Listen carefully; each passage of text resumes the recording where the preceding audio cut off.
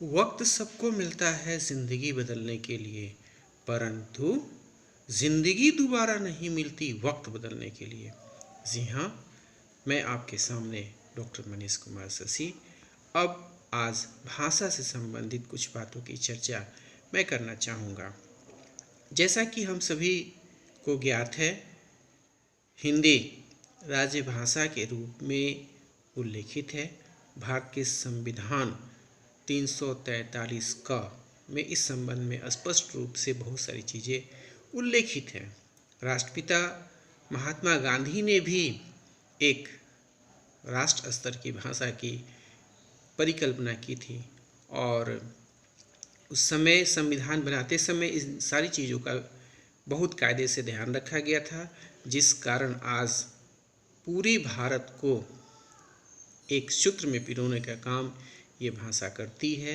ये जितनी ही समृद्ध होगी, हमारी विरासत उतनी ही समृद्ध दिखेगी, क्योंकि जब हम इंडियन सिविलाइजेशन और कल्चर जो महात्मा गांधी ने लिखा है उसकी बातें करते हैं तो वो स्पष्ट रूप से कह देते हैं गांधी जी कि वर्ल्ड की जो बेस्ट सिविलाइजेशन है वो भारतीय सिविलाइजेशन है।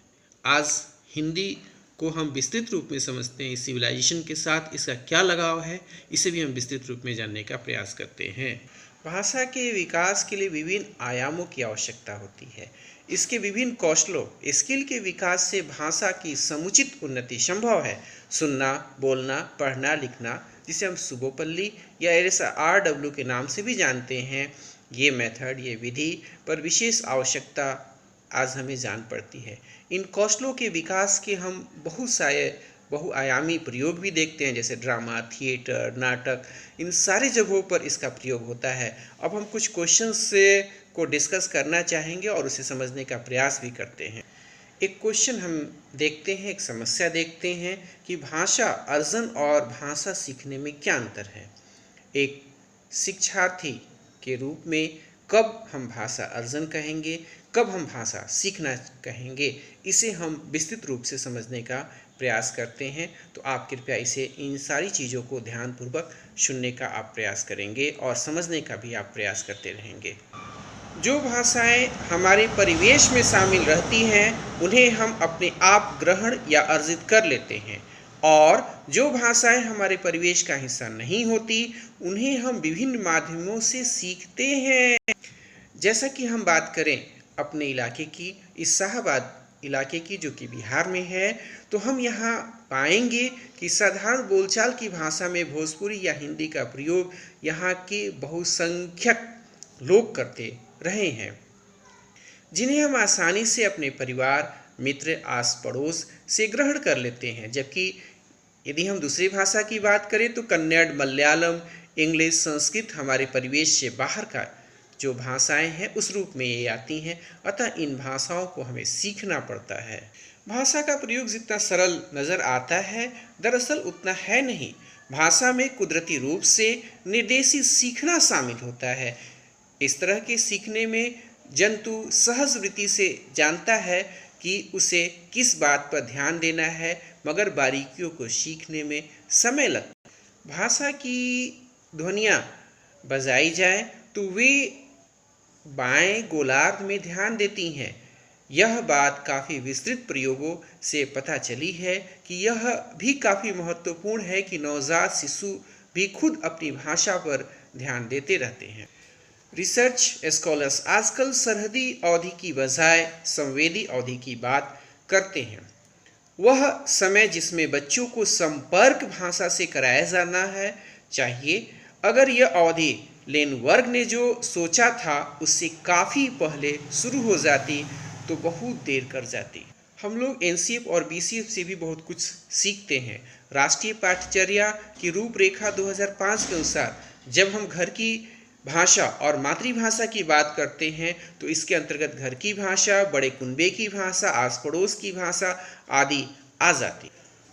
जो बच्चा स्वाभाविक रूप से अपने घर और समाज के वातावरण से ग्रहण कर लेता है, उसे स्पष्ट है कि भाषा का प्रयोग भी समाज में रह करके समाज के सदस्यों के साथ हम प्रयोग करके बहुत सारी चीज़ों को सीखते हैं, उसमें बदलाव लाते हैं और ये समय समय पर अनवरत चलने वाली प्रक्रिया है। सीखना अनवरत चलने वाली, जीवन प्रयत्न चलने वाली प्रक्रिया के रूप में हम स्पष्ट रूप से देखते भी रहे। कुछ मुख्य बिंदु की चर्चा हम लोग करते हैं। नंबर 1, भाषा समाज में रहकर अर्जित की जाती है, यानी भाषा का विकास समाज में ही होता है। नेक्स्ट पॉइंट की जब हम लोग बात करते हैं तो किसी भाषा विशेष को अर्जित करने के लिए उस भाषा के विभिन्न संदर्भगत प्रयोगों को सुनना बेहद ही ज़रूरी होता है। नेक्स्ट पॉइंट की जब हम चर्चाएं करते हैं तो ये बातें हैं कि समाज में रहते रहते हम भाषा की सपाट अभिव्यक्ति और उसके लाक्षणिक और व्यंजक प्रयोगों को भी बखूबी समझ जाते हैं।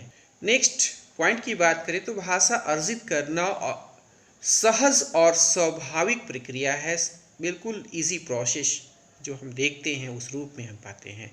नेक्स्ट पॉइंट की बात करें तो संदर्भगत भाषा प्रयोगों के कारण बच्चा उस भाषा का व्याकरण भी अनायास अर्जित करते जाता है। कुछ क्वेश्चन करना चाह रहे हैं, ठीक है। आपके क्वेश्चन क्या है? शिक्षा का केंद्र बिंदु कौन सा होता है? निश्चित रूप से शिक्षक होते हैं। नेक्स्ट आपका क्वेश्चन ये कह रहा है कि शिक्षा एक प्रक्रिया है जो बालक के आंतरिक गुणों को प्रभावित करती है। उक्त परिभाषा किसकी है? आप जब खोजेंगे विद्वानों को तो रूसो के रूप में आप इसे देख पाएंगे। नेक्स्ट क्वेश्चन आपके आए हुए हैं, शिक्षा स्वास्थ्य शरीर में स्वस्थ मस्तिष्क का निर्माण करती है, यह किसने कहा था? तो आप विनोबा भावे को इस रूप में देखेंगे। नेक्स्ट आपके क्वेश्चन है, शिक्षण सूत्र के उदाहरण आप पूछ रहे हो।